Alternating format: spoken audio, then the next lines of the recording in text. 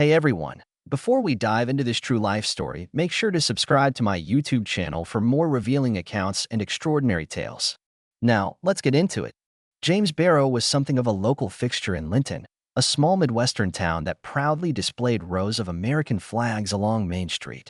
Having served multiple tours in the Middle East, James came back with several commendations, a lingering limp, and a penchant for privacy. He was never one for dramatic war stories. Neighbors only knew he'd been with the Army's Special Operations Group, returning home after a near miss with a roadside bomb. Once settled, James chose a modest life. He owned a single-story house on the outskirts of town, where a dusty gravel road led to his wooden porch. A well-worn American flag hung from one corner of the house, and his rust-red pickup truck always sat in the same spot near a patch of wild sunflowers. Folks around Linton respected James, not least because he carried himself with calm steadiness, even when sharing a few words at the local Veterans Hall or grabbing coffee at the gas and go station. His son, Ethan, had left Linton at 18 with a similar focus on military service. While James's path involved standard Army routes, Ethan supposedly ended up in a classified federal program. James heard rumors, whispers that Ethan had gone through advanced sniper training, maybe working covert missions overseas. Whenever James tried asking about it, Ethan stayed vague. "Sorry, Dad, not allowed to discuss details." Initially, James accepted that secrecy was part of his son's job. But as the months wore on, communication tapered off, leaving James with more questions than answers. In Linton, life ambled forward at the typical unhurried pace found in rural America. People filled the pews on Sunday mornings and chatted outside the diner about high school football or upcoming harvest festivals. At sunset, families gathered on front porches to watch lightning bugs swirl near the fields. One might think the only drama around was the occasional cow wandering onto the highway. Yet small towns can harbor secrets beneath their calm exteriors. It started with little things, like the unfamiliar white sedan that passed by James's place at odd hours. He noticed it slowing near his mailbox more than once. Then came the silent calls on his landline.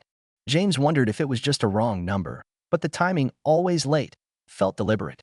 One night, while walking his dog, Ranger, James caught a glimpse of someone skulking around the far edge of his property. Flashlight in hand, he shouted, but the figure vanished into the darkness.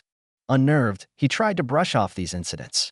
After all, Linton had low crime rates, aside from petty theft or the occasional break-in. But his instincts, honed by years of combat, told him something more complicated might be unfolding. He also recalled that in the past, a local rumor circulated. Barrow must have knowledge of high-grade equipment or classified ops. Maybe that was fueling some misguided interest. As days passed, James realized his phone calls to Ethan suddenly weren't going through, only a constant string of unanswered rings. The father's gut told him all was not well. Memories of Ethan's stoic expression during his last visit haunted him, along with cryptic references to a bigger assignment. James had known from personal experience that the line between patriotism and peril can be razor-thin. Nevertheless, he tried to keep a semblance of normalcy. He would drive into town for groceries, give a polite nod to the sheriff's deputy parked near the diner, then head home to fix the squeaky gate to his backyard. But behind his calm facade, tension simmered. He'd learned in war zones that danger often lurked in plain sight. Then one chilly morning, two local cops arrived in an official SUV. Deputies Rourke and Graham stepped out onto James's gravel driveway, their cautious smiles betraying some deeper worry. After greetings, they began asking about any strange vehicles around the area, referencing tips about illegal firearms possibly moving through rural counties. James felt a surge of anxiety, though he kept his face neutral.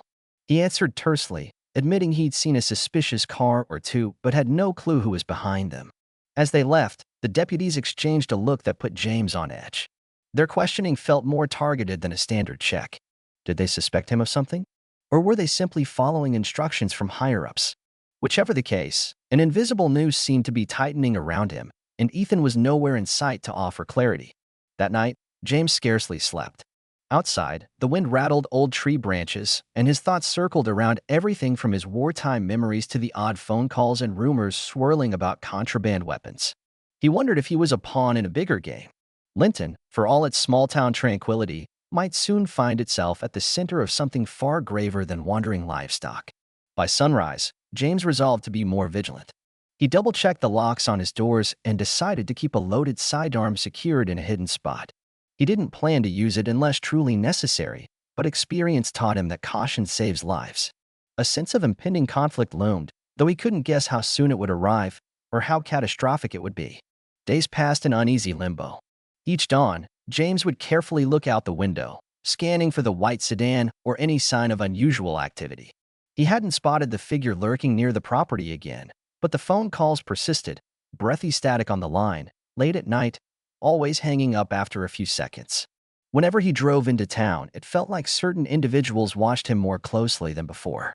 Word had spread that the feds might be investigating illegal arms moving through the region, using Linton as a stopover. Several local ranchers claimed to have spotted men in suits asking about old barns or empty silos. Rumors ran rampant at the diner. Our hometowns become a smuggler's hideout.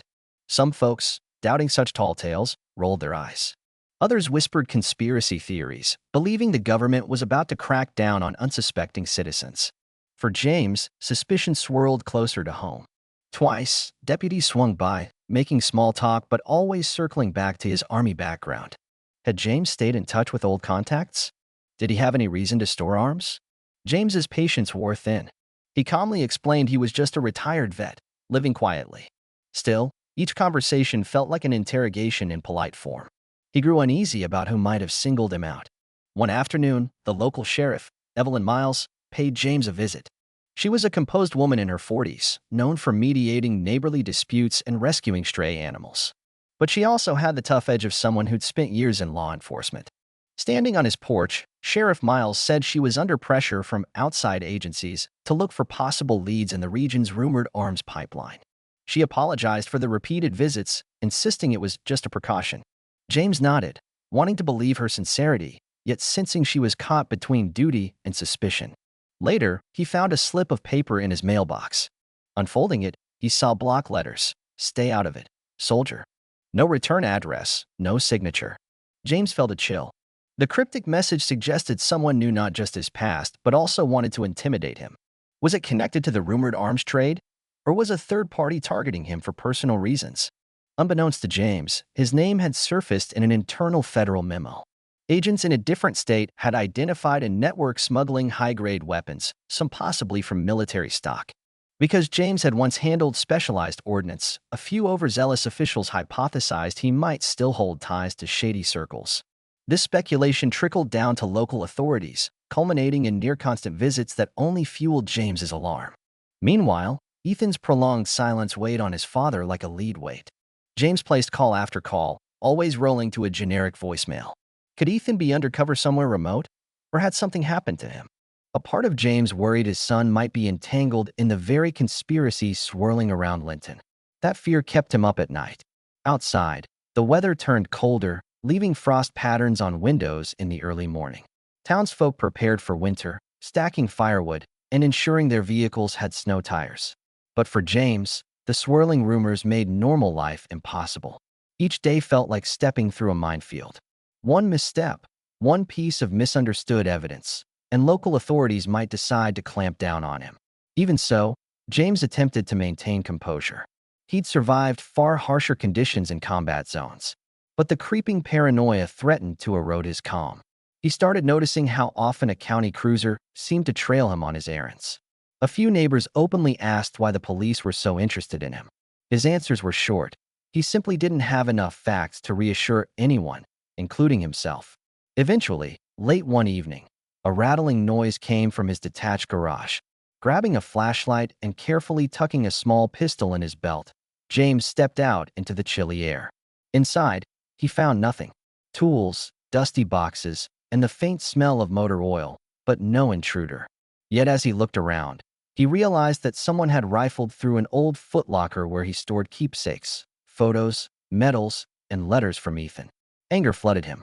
Whoever had invaded his property wasn't just rummaging for valuables. They were prying into his personal life. In the aftermath, James thought about going directly to the sheriff, but he hesitated. Did he really trust anyone at this point? What if another official check ended in accusations or worse?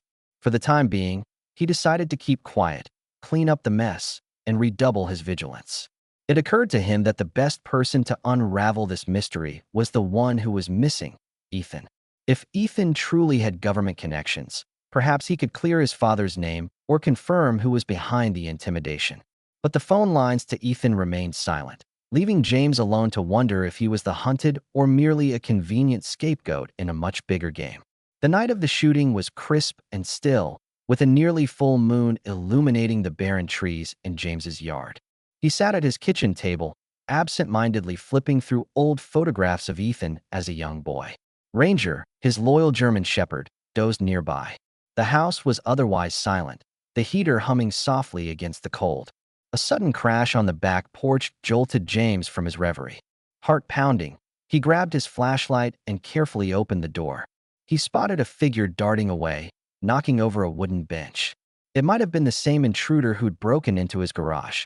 Without thinking, James followed, skirting around the side of the house to see who had trespassed. He caught a fleeting glimpse of dark clothing disappearing behind the barn. Taking a few more steps, he found a small flashlight lying on the ground. That was when headlights cut through the darkness, blinding him. A sheriff's SUV careened up his driveway, tires crunching on gravel. Sirens wailed. Through the glare, he heard panicked voices yelling, "Hands up!" Chaos erupted. James tried to shout that he was the homeowner, that there was an intruder he'd been chasing. But in the confusion, one of the deputies apparently mistook him for an armed threat. A single gunshot rang out, echoing across the property.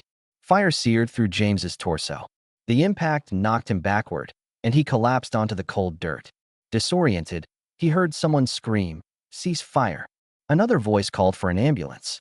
James drifted in and out of consciousness, vaguely aware of the red-blue strobe from the cruiser's lights. He managed a final glance at the sky, thinking, "I've been shot at home, of all places." Within minutes, paramedics arrived, rushing to stabilize him. The deputies stood off to the side, visibly shaken by what had just happened. One of them, maybe Deputy Graham, kept repeating, "We thought he had a gun." "I couldn't see." James barely registered the words. Pain radiated as the paramedics lifted him onto a stretcher.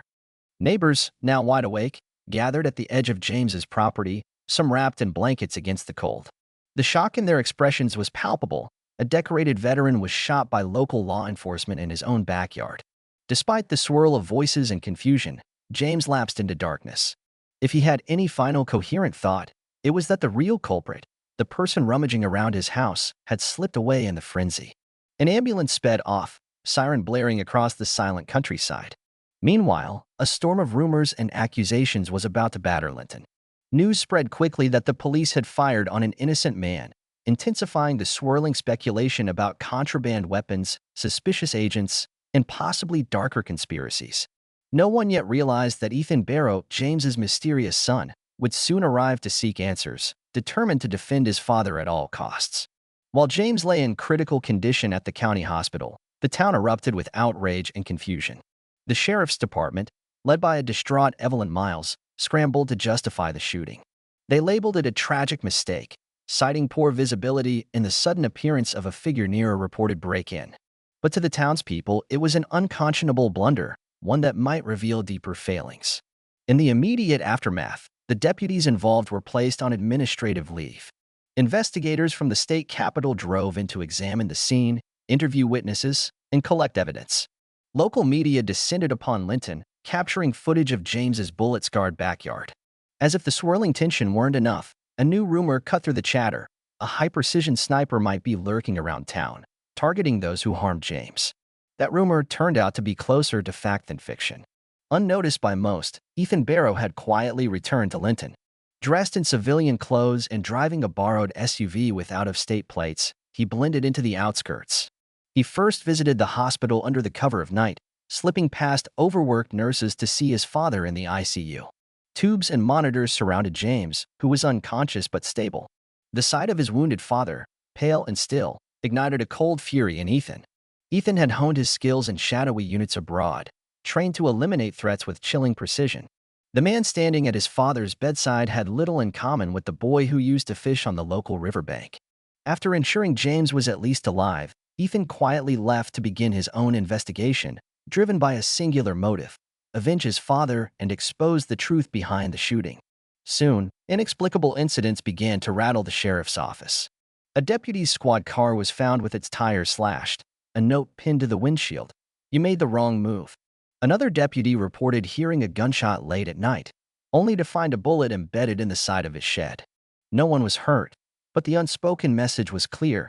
Someone lethal was out there, capable of striking at will. Sheriff Miles, feeling the pressure from all sides, confided in her staff that she suspected James's son had returned. But the official channels had no record of Ethan's deployment details, only vague references to a classified attachment. Internally, the department scrambled. Should they label Ethan a rogue operative or attempt to quietly negotiate? They feared any direct confrontation might end in more bloodshed. Behind the scenes, Ethan utilized contacts from his covert background to identify who in Linton might be orchestrating the rumor mill. He discovered references to a clandestine arms ring funneling illegal shipments through remote farmland. High-ranking figures, possibly business owners or local officials, had tried to deflect attention onto James, painting him as a suspicious veteran to keep law enforcement off the real trail. When the deputies confronted James that fateful night, they acted on false leads. A single shot turned those lies into a brutal reality. Ethan moved carefully, collecting evidence and tracking the ring's players. He tapped phone lines, stalked quiet roads at night, and pieced together how local authorities were manipulated. A name kept surfacing, a man named Troy Wheeler, a wealthy entrepreneur who'd snapped up acres of farmland and old warehouses. Rumor had it that Wheeler had more than just business investments. He'd leverage black market arms deals. If that was true, then blame for James's shooting lay not only with anxious deputies but also with criminal forces working behind the scenes. After dark, Ethan ventured to Wheeler's remote storage site. In a dimly lit warehouse, he found crates that hinted at large-scale weapon shipments. He recorded everything on a small camera. Slipping away undetected, he forwarded the footage to a federal contact known only by a code name. By daylight, unmarked vehicles arrived in Linton. Federal agents, or so Ethan assumed. They kept a low profile, but their presence radiated quiet authority. Even as federal momentum built, Ethan's personal mission was far from over. He wanted those directly responsible for his father's agony to face consequences. The intimidation campaign against the deputies served as a stark reminder that no one could just walk away from shooting James Barrow. Yet Ethan was no cold-blooded assassin. He'd seen enough violence overseas to know that unrestrained vengeance could spiral out of control. Instead, he pursued precise intimidation to ensure that the truth emerged. While James struggled in his hospital bed, the rest of Linton waited anxiously, suspecting that more revelations and possibly more violence were on the horizon.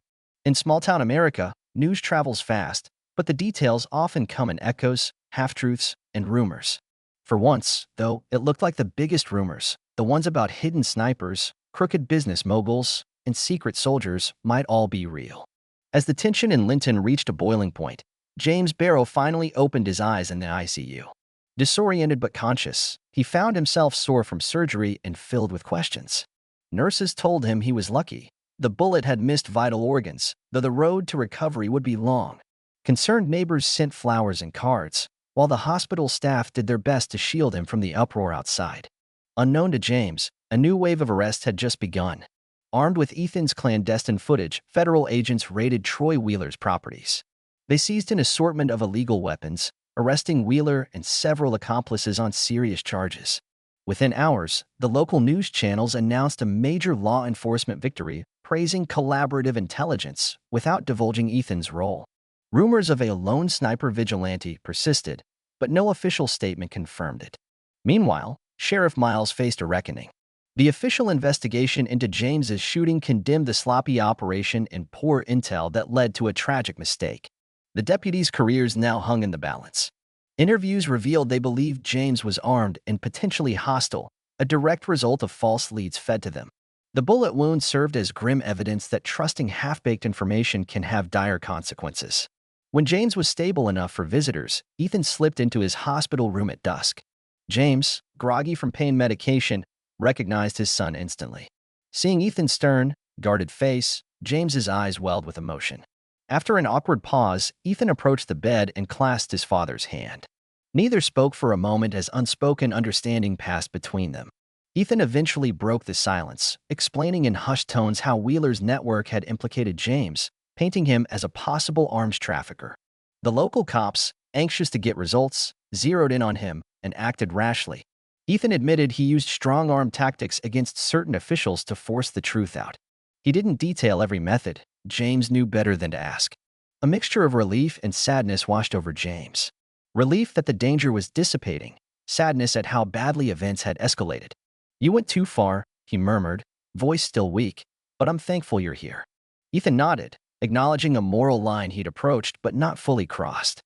His entire life had trained him to act swiftly, protect allies, and neutralize threats. Family just raised the stakes. In the days that followed, father and son shared guarded moments of reconciliation. Ethan updated James on the federal crackdown against Wheeler, describing how the arms ring had thrived by exploiting small-town complacency. James, in turn, described how he'd felt those ominous eyes watching him for months. They both understood that the bullet that nearly killed James was the final jolt pushing everything into the open. Eventually, the hospital released James, instructing him to avoid strenuous activity for weeks. Despite the unsteady steps and lingering pain, he insisted on returning to his home. The local community, once suspicious, now rallied around him. People dropped off groceries, offering to help with chores. James accepted such kindness with a stoic smile, still grappling with the knowledge that his quiet life was disrupted by forces far bigger than Linton itself. On a brisk afternoon, Ethan revealed he'd soon leave town again. Duty called him back. Before departing, he visited James one last time. They stood on the front porch, the wind rustling dried leaves across the yard. "I need you to promise you'll rest," Ethan said gently. James gave a short nod, meeting his son's gaze. They didn't need many words. The bond between them, hardened by war and near tragedy, spoke louder. With a tight hug, Ethan said, "I'll keep in touch this time, I swear." James could only nod, grateful yet worried, knowing his son's life was bound to dangerous shadows. The next day, Ethan's SUV disappeared down the road leading out of Linton, as discreetly as it had arrived. In the aftermath, the sheriff's department carried out reforms, tightening communication protocols and investigating corruption that had allowed Wheeler's group to operate. Sheriff Miles publicly apologized to James, promising restitution. Local media coverage died down once the arrest concluded, and life in Linton drifted toward normalcy. Those scars, both literal and emotional, remained. James settled back into his routine, albeit slower, mindful of his healing body. Gazing at the sunrise from his porch, he remembered how one misfired bullet could have ended it all. Sometimes, he wondered if his house would feel safe again. Other times, he felt a quiet resolve to live without fear, as a testament to resilience. He was a survivor of foreign battlefields, of small-town suspicions, of a fateful shot fired in the dark. And in his mind's eye, he pictured Ethan, far away, continuing his hidden work. Father and son, each tied to a complicated legacy. Linton had learned just how quickly tranquility could fracture. Yet the same incident that nearly destroyed James's life also shone a spotlight on illegal weapons, saving countless others from potential harm. That's the story, how a quiet veteran got caught up in forces beyond anyone's imagination, and how a skilled sniper made sure justice was served. As we close this chapter, let's remember that beneath every comm surface may lie secrets waiting to detonate, and sometimes, all it takes is one spark. Thank you for reading. Don't forget to subscribe to my YouTube channel if you haven't yet. I share more incredible stories, some heartwarming, some chilling, but all deeply human. Stay safe out there, and keep your loved ones close.